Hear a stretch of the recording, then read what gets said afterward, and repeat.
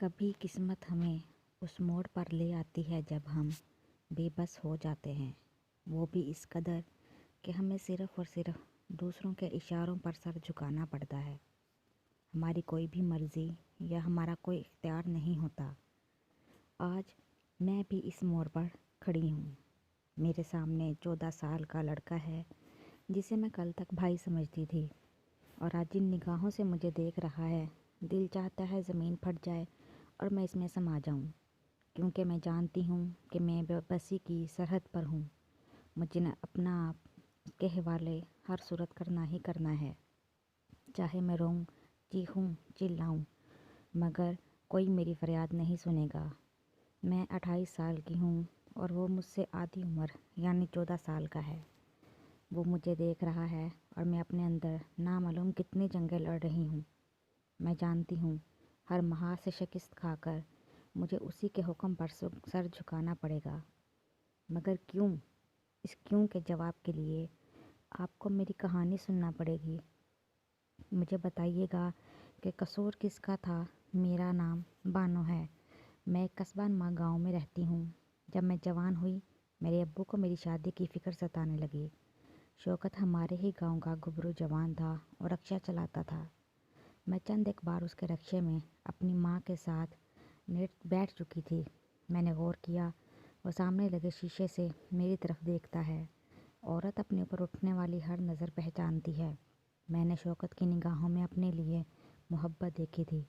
پھر ایک دن اس کی ماں ہمارے گھر چلی آئی۔ اس کی گود میں 1.5 سالہ گول مٹول بچہ تھا۔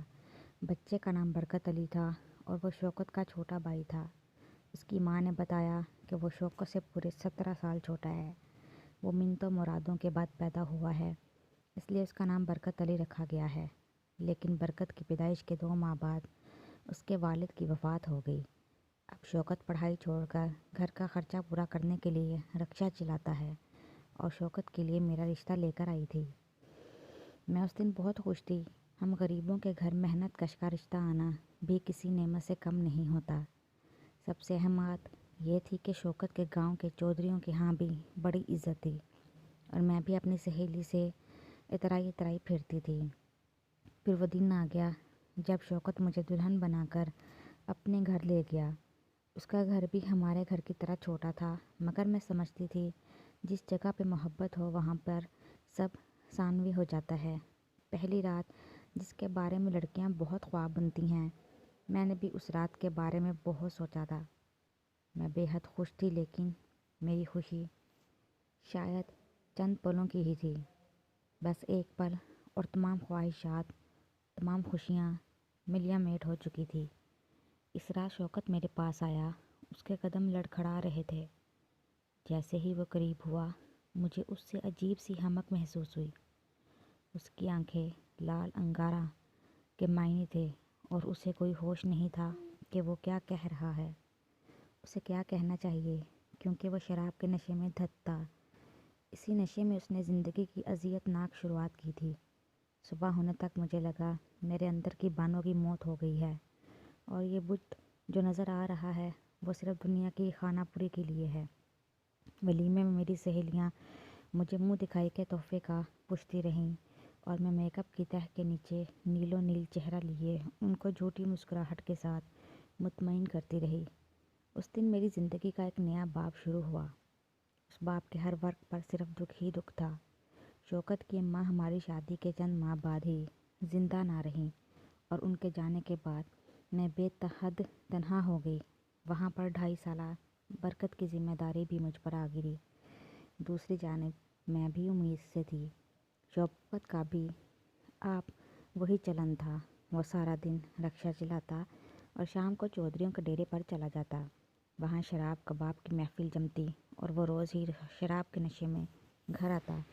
ذرا ذرا سی بات پر مجھے دھتکار کر رکھ دیتا۔ برکت نے اب باتیں کرنا شروع کر دیں۔ وہ مجھ سے اٹیچ بہت تھا، کیونکہ میں بالکل ماں کی طرح اس کا خیال رکھتی تھی۔ اب جب شوکت مجھ پر ہاتھ اٹھاتا تو اپنی کمزور سی آواز میں نہیں کہتا۔ اگر اس کا ہاتھ روکنے کی کوشش کرتا، ایسے میں وہ مجھے بہت پیارا لگتا۔ یوں لگتا تھا جیسے میرا اس تپتے صحرا میں کوئی اپنا ہے۔ جو مجھے ہر دکھ ہر پریشانی سے بچانا چاہتا ہے اور میرے ظلم کا بدلہ لینا چاہتا ہے۔ پھر ایک دن شوکت مجھے مار کر آدموا کر کے خود گالیاں دیتا گھر سے چلا گیا۔ برکت نے مجھے بے ہوش دیکھا تو اس نے ساتھ والی ہمسائی کو بلا لیا۔ ہمسائی نے مجھے اس حالت میں دیکھا تو فوراً ہسپتال لے گئی۔ اسی دن میری بیٹی ہمنا کی پیدائش ہوئی۔ ہمنا گول مٹول سی پھولی گالوں والی بے حد خوبصورت بچی تھی۔ برکت نے اپنی گود میں لیا۔ میں نے اسے بتایا کہ تمہاری بھتیجی ہے، تم اس کے چچا لگتے ہو۔ وہ اس عمر میں نہیں تھا کہ رشتوں کی سمجھ آتی، مگر میری ہر بات پر سر ہلا دیتا۔ شوکت کو جب پتہ چلا کہ اس کے گھر بیٹی ہوئی ہے تو وہ ہسپتال سے مجھے لینے آیا۔ سب سے حیرت انگیز بات یہ تھی کہ اس کے ہاتھ میں فروٹ کے شاپر اور بچے کے لیے کچھ چیزیں تھیں۔ اس نے مجھ سے تمام پچھلے رویوں کی معافی مانگی اور کہا اب میں کبھی شراب پی کر گھر نہیں آؤں گا، نہ ہی وہ مجھ پر ہاتھ اٹھائے گا۔ میری بیٹی ہمنا میرے لیے خوش قسمتی تھی۔ اس کے پیدا ہوتے ہی شوکت میں ایک اچھا بدلاؤ آیا۔ برکت بھی اپنے بھائی کو دیکھ کر بے حد خوش ہوا کیونکہ وہ میرے ساتھ نرمی سے بات کرتا تھا۔ اس دن ہمارے گھر میں خوشیاں ہی خوشیاں تھیں۔ شوکت کبھی اپنی بیٹی کے ساتھ کھیلتا تھا اور کبھی مجھے کھانے کے بارے میں پوچھتا۔ اس نے میرے سامنے وعدہ کیا وہ کبھی بھی چودھری کے ڈیرے پر نہیں جائے گا۔ اس نے تمام برے کاموں سے توبہ کر لی۔ شوکت نے برکت کو اسکول میں داخل کروا دیا۔ اسے پڑھا لکھا کر بڑا آدمی بنانا چاہتا تھا، اسی لیے کام کے سرکاری اسکول کی بجائے شہر کے اچھے اسکول میں داخل کروایا۔ اب میں ہمنا کے ساتھ مصروف رہتی۔ برکت اسکول سے آتا تو اس کے چھوٹے چھوٹے کام کرتی۔ شوکت اب سر شام ہی گھر آ جاتا، پھر وہ ہمنا کے ساتھ کھیلتا۔ میں کھانا بنا لیا کرتی تھی۔ ہماری زندگی بہت اچھی گزر رہی تھی کہ اس دن چودھری کا خاص آدمی شوکت کو بلانے آیا۔ شوکت مجھے دال گوشت کی فرمائش کر کے خود اس کے ساتھ چودھری کی بات سننے گیا۔ میں کھانا بنا کر کافی دیر اس کا انتظار کرتی رہی مگر وہ نہیں آیا۔